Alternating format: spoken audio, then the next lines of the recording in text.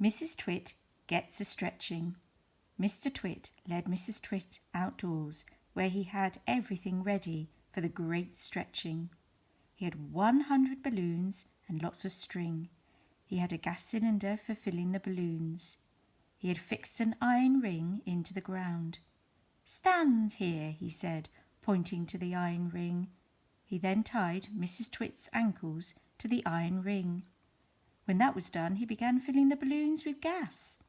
Each balloon was on a long string, and when it was filled with gas, it pulled on its string, trying to go up and up.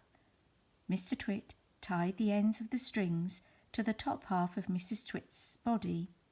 Some he tied round her neck, some under her arms, some to her wrists, and some even to her hair.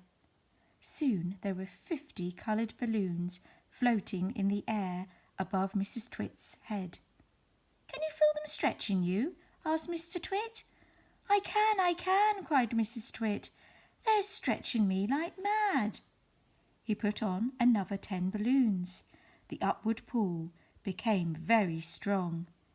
Mrs. Twit was quite helpless now.